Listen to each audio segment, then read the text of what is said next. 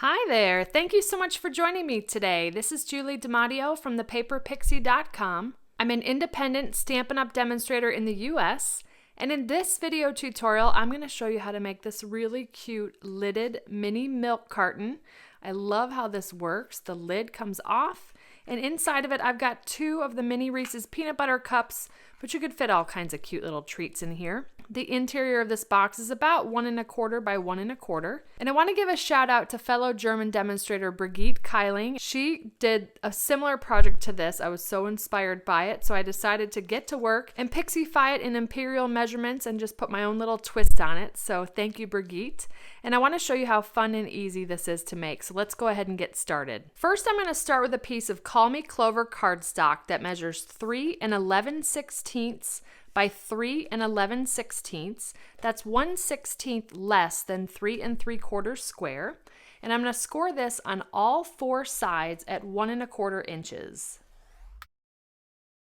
Like so. Next, I'm going to fold and burnish on all the score lines.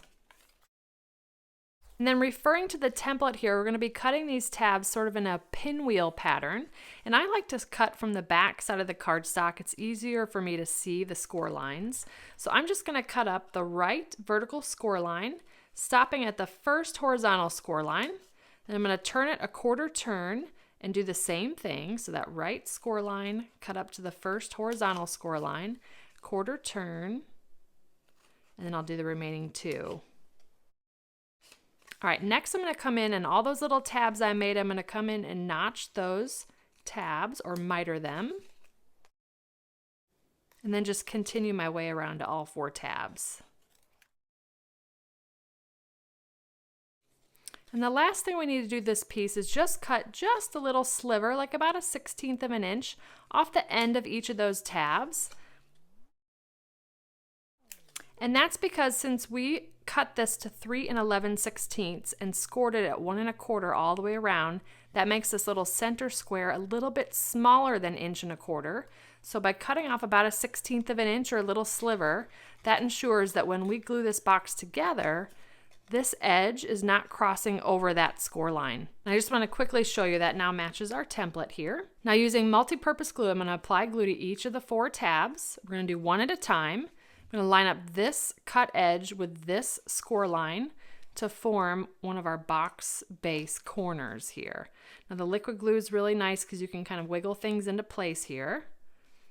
You just want to make sure you've got a nice square corner there. Then I'm just going to work my way around.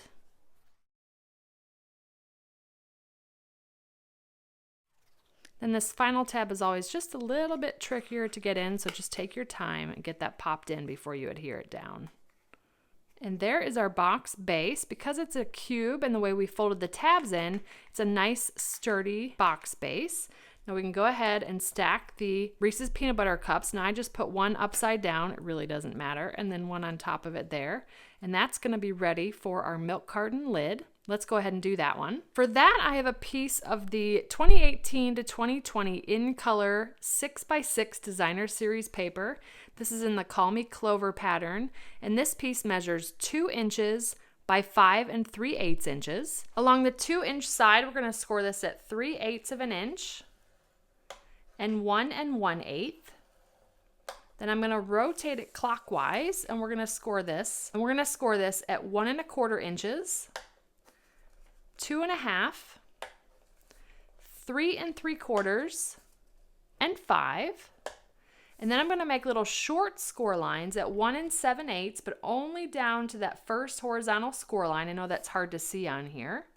And then 4 3/8, again, just down to that first horizontal score line.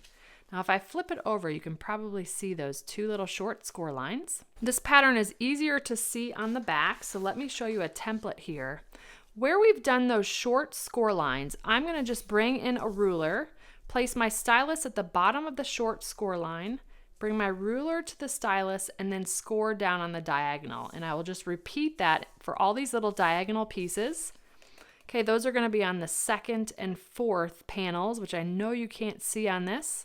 And for me, I can't see it either, so I'm going to flip it over because it's much easier to see on this pattern.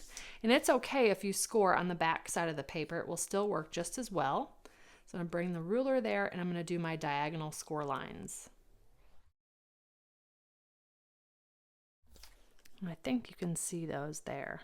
Next, we're going to fold and burnish on all the score lines that go all the way across the paper. And this last score line at the top, that was just that 3/8 of an inch score line, I'm actually going to fold this one backwards. All right, like that. Now, on the template, you can see we just did a little bit of notching on that little 3/8 of an inch section. Just come in and do slight miter or notch there. And now that looks like our template. I've got this kind of flipped over to the inside of the lid. I'm going to fold this on the second score line from the left, and I'm going to apply glue right on that little 3/8 of an inch tab. I know that's hard to see. Then I'm going to fold on the first score line from the right, and those should line up, although with designer series paper, sometimes it's not perfect. So just kind of slide things into place there. You can kind of fold your paper in different ways to make sure that's all lined up right. That looks good. Now this is our seam here, so that's going to be the back of the lid. So I just kind of put it on my workspace like this. I've got our short score lines on the sides here. So I'm going to pinch in with my index finger, and that's going to go right into place. Show you how that looks like on the side. So cute, that little lid. I love what the inside looks like. And let's just make sure that this fits over our box base. It should be a perfect fit here. It's going to be a little bit snug, but that is a really nice fit, okay? Now, there are a couple different ways that you can close this lid depending on what you want your box to look like. So we have the mini library clips, but those come in silver or white. I ran out of the white ones. You could use a little mini stapler. You could also use some other type of clip, or you could poke holes and tie a ribbon through the holes. But I'm going to make this really easy, and I'm going to put just a little bit of liquid glue here on the side where the milk carton folds in. I'll do the same thing on the other side. And then we're just going to pinch that into place. And that's the only place you need to put adhesive for this to get it to stay closed. So there's that. I love how this looks. I love how it opens. Really, really cute. So let's go ahead and do a little bit of stamping. I've got a scrap piece of Whisper White paper. I've got Call Me Clover ink and soft seafoam ink. We're going to use the Itty Bitty Greetings stamp set, and we've got this great sentiment, Have a Lucky Day. And then I'm also going to use this heart stamp from the Heart to Heart stamp set, and we're going to make ourselves a 4-leaf clover using that. Starting with the sentiment, because this is a red rubber stamp and I can't see exactly where I'm stamping, I'm going to go ahead and ink that up and stamp that onto our scrap piece of Whisper White. Then with the soft seafoam, I'm going to ink up this little heart. And I'm going to start kind of in the center of the sentiment. Because this is a photopolymer, it makes more sense to stamp this after the sentiment because we can put that right where we want it to go. Then I'm going to start and put a heart upwards. Then I'm going to turn my paper around and put a heart upside down. And this is how we're going to create our little 4-leaf clover. And then one to the side. And one to the other side.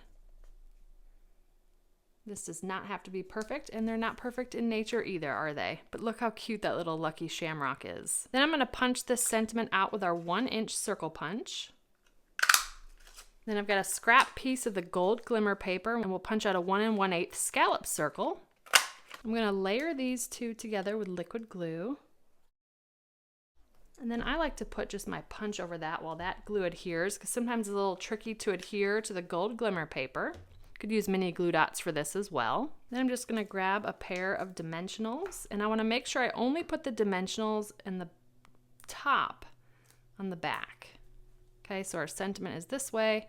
Got 2 dimensionals on the top. Just make sure that this won't get in the way of our base. And then I'm just going to center that on the front of our box here. And I think you can see here there's no dimensionals in the way. And there is our really sweet lidded mini milk carton treat holder Inside it, I've got 2 mini Reese's peanut butter cups. This is perfect for St. Patrick's Day, and you could certainly change this for so many different occasions. I love how this turned out. If you enjoyed this video, please give me a thumbs up and subscribe to my channel so you don't miss my next video. If you're interested in purchasing any of the Stampin' Up! Products I used today, they'll be linked in the description. And I'll also include a link to my detailed blog post with all project measurements, details, and pictures of the templates. I'd love to have you come visit me at paperpixie.com, where I post projects every weekday to inspire you. And if you don't want to miss a thing, I have an option to subscribe to my blog updates, so anytime I post, you'll receive an email. And I'd love to welcome you as a new subscriber. You can shop with me anytime at paperpixie.com/shop. And if you're interested in a discount on your Stampin' Up! Purchases, the starter kit is the ultimate bundle, and it's a great way to fill your wish list for less. I'd love to welcome you to my team of Paper Pixies, and you can purchase the starter kit at paperpixie.com/join. If you don't already have a demonstrator and you'd like a complimentary copy of one of our catalogs, you can order catalogs through me at paperpixie.com/catalogs. And if you give this project a try, I'd love to see what you made, so feel free to share it on social media with the hashtag paperpixie, and I'll be sure to check it out. Thanks again for watching. I hope you have a wonderful and blessed day. Take care. Bye.